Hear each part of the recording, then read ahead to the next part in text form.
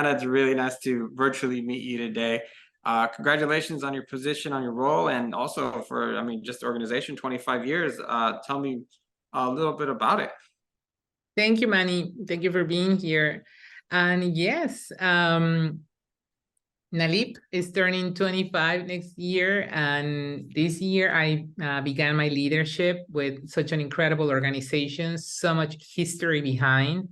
You can imagine 25 years, even Selena, Moctezuma Esparza, and all the way today into Blue Beetle and Angel Manuel Soto, or Flaming Hot with Eva Longorio. What an incredible 25 years of US Latino talent. And I think that's the most important thing to think about throughout these years, about how Latinos are portraying excellence. And the content of these stories about the Latino narrative that we need to make sure to push forward.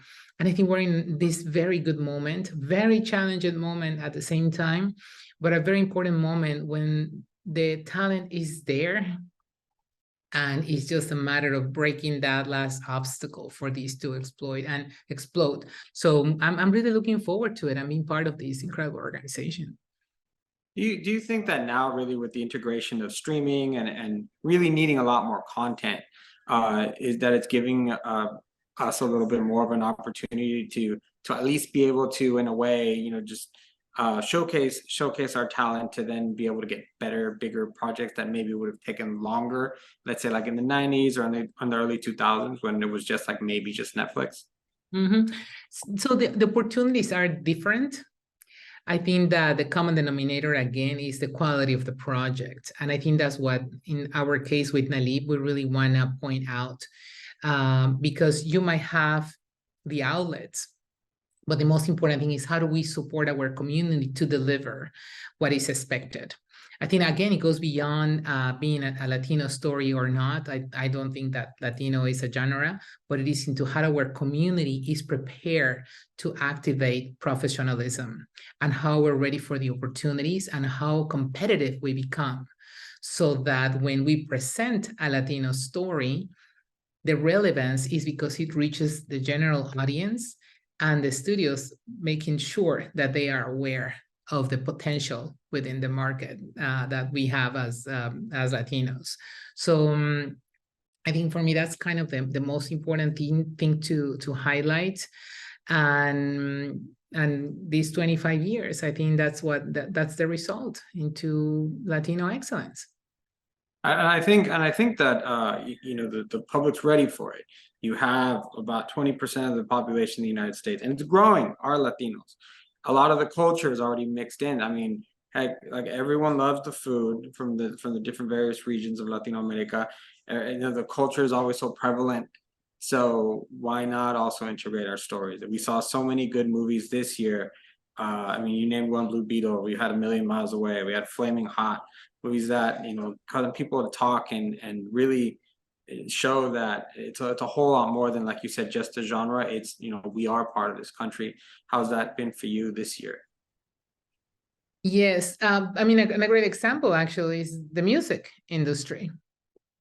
I think that the market was found, and the Latinos are out there succeeding worldwide. So I think that could be replicated as well within the film industry. Why? Because we're at a moment where the global audience is demanding diversity. Because, again, the tools that we have nowadays within the streaming services, it gives us access to everything, really. So that is expectation. I just think it's a matter on how do we then, in the US, make sure that the industry acknowledges that. I think that's the most important part. How do we acknowledge it? Let me take some water. I've been talking for a long time. I'm sure you have. I only have to do this once. You have to do this quite a number of times. But I'm back. All right. Where do you see us going forward in 2024? Because if this is the year we're having, and I've seen it grow. I've had interviews with other talent who sometimes were playing you know, the typical roles that we used to get, that we really used to get, the narcos, the nannies, and it's like, hey, you know what, our time is coming, it's going to happen, you know, we just need to hang in there. Remember having this conversation years ago, and I'm very proud to say that I'm happy to see where we're going forward with what we have. One of the biggest Marvel characters as of late was Namar, and you know, with the showcasing of that kind of that Yucatan, the Aztec, Mayan influences there. What excites you going forward into like next year and beyond? Well, many things actually, because again, as it's proven this past year that even though we didn't have the spotlight needed for these characters and their actors itself, or I mean, even the projects themselves, they didn't get that light that they deserve, mainly because of all the different challenges and so forth. But it's there. And I think that what we were talking about is the storytelling is becoming universal. And when we have those stories, yeah, permeated of all our Latino nuances culturally, etc., like everything, but it's a story that appeals to everyone. So I think that what makes me really hopeful is that these projects already set the precedent into what can come next. And from there, elevating our communities so that, again, we can replicate what happened in the music industry. And I mean, being the next cool thing in town, you know, that worldwide.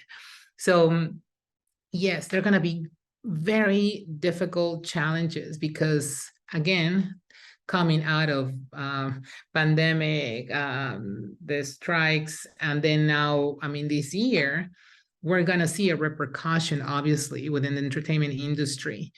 But I think that the more that we point out and remind all this industry that there is a big market that is consuming constantly, then they have to make a move.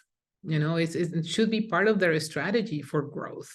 How do we devote these big budgets to movies that are going to have the audience needed because Latinos are the thing right now? So they're the ones, as you said, showing up to the theater. Why don't you want to sell to them Latino stories? I mean, that's I think that I hope that is the way it goes. I feel optimistic, but it's indeed going to be challenging. And it's really interesting the way you put it. It's like we need to be ready for the opportunities. We need to bring the quality in order to keep that momentum going. I don't think I had thought about that one specific aspect of it, and I think that's where your organization comes in making sure that these producers, these directors, these actors, that they're ready for the moment. Is that correct? That is correct. Because here's something that I've been doing for so many years, and that is working with a creative mind. And creators, artists, a writer, you are very invested in your story.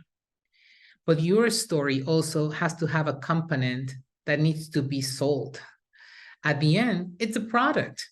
So you can be as artistic as you can possibly can, but you cannot forget that it needs an audience and that there is a way to do that, that there are different steps that you still need to take and that you cannot avoid them, that you got to do it. And the dirty work, you know, that is unavoidable. So that's organizations like NALIP, that's when they become very important, because when you're out of school, you know, where do you go back?